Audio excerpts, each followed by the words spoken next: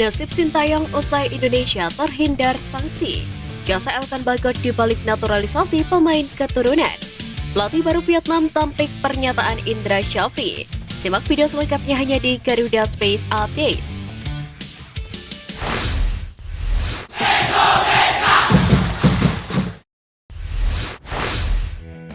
Ketua Umum PSSI Erick Thohir menyatakan rasa syukurnya karena Indonesia terhindar dari sanksi berat setelah FIFA membatalkan perhelatan Piala Dunia U20 di tanah air. Erick menjelaskan organisasi sepak bola internasional tersebut memberikan kartu kuning sanksi administrasi kepada PSSI. Presiden FIFA menjelaskan bahwa untuk sementara merekomendasikan pembatasan penggunaan dana FIFA Forward sampai pemberitahuan lebih lanjut. Dan sekarang akan menilai secara menyeluruh rencana strategis yang telah disajikan hari ini sebelum mencabut sanksi ini. Pada saat yang sama, dia menegaskan kembali komitmen penuh FIFA untuk mendukung PSSI dalam proses transformasi penting ini dan akan memberikan bantuan jika diperlukan. Selain mengungkap masalah sanksi dana FIFA, Erick Thohir memastikan cabang sepak bola putra Indonesia bisa berpartisipasi di SEA Games 2023. yang akan digelar di Kamboja pada tanggal 29 April. Sebab Indonesia hanya mendapatkan kartu kuning dari FIFA. Hal itu diungkapkan oleh Erick Thohir selepas kembali melakukan pertemuan dengan Presiden FIFA, Gianni Infantino di Paris, Prancis. Tentu kini skuad asuhan Indra Syafri tengah fokus menatap target emas SEA Games 2023. Di kejuaraan tersebut, Timnas Indonesia U22 tergabung dalam grup A bersama tuan rumah Kamboja, Myanmar, Filipina, dan Timor Leste. Pelatih Timnas Indonesia U22 Indra Syafri meminta doa masyarakat Indonesia demi mencapai target medali emas di SEA Games 2023. Indra Syafri menyebut dengan persiapan yang baik skuad Garuda Muda bisa mencapai target yang diinginkan. Terkait hasil drawing, mantan pelatih Bali United tersebut menjelaskan bahwa sangat penting untuk persiapan Rizky Ridho dan kawan-kawan.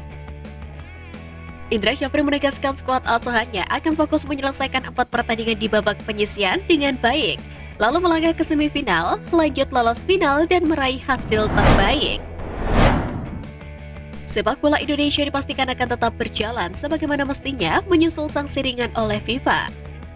Nasib pelatih Timnas Indonesia Sintayong kemungkinan akan dibahas lebih lanjut dengan pertemuan bersama Ketua Umum PSSI Erick Thohir.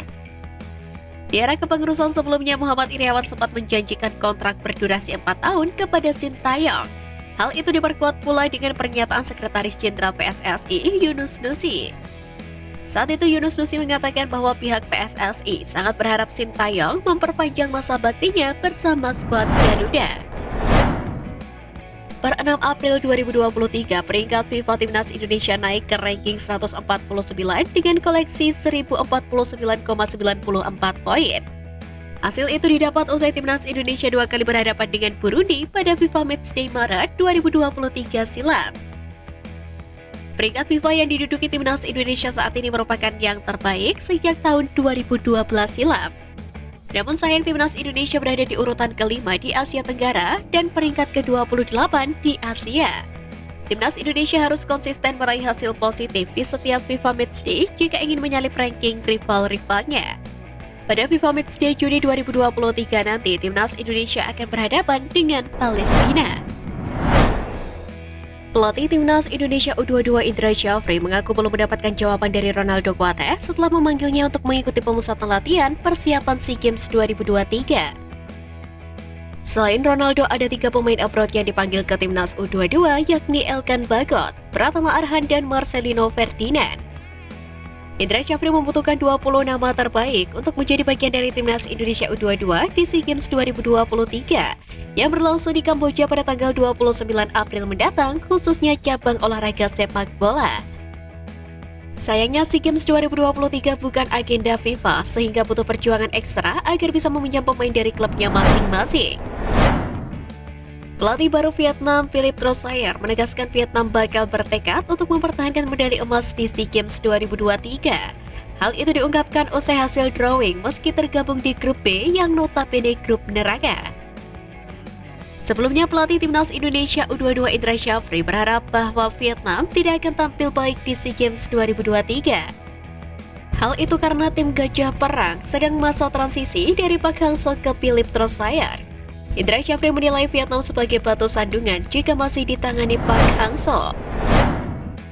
Pelatih Malaysia U22 Ella Farasan tetap yakin kalau anak asuhnya bisa lolos ke semifinal meski timnya masuk ke grup neraka di SEA Games 2023. Malaysia meyakini dua lawan terberat ialah Vietnam dan Thailand.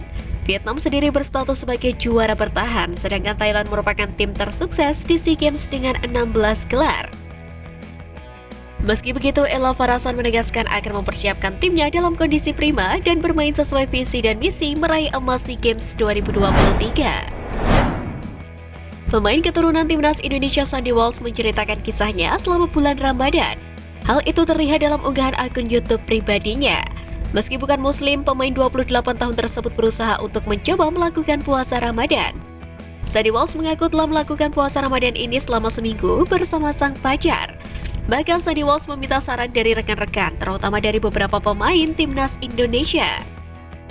Pada saat FIFA Matchday kemarin, ternyata Sandy Walsh ikutan berpuasa meskipun tidak bermain bersama timnas Indonesia.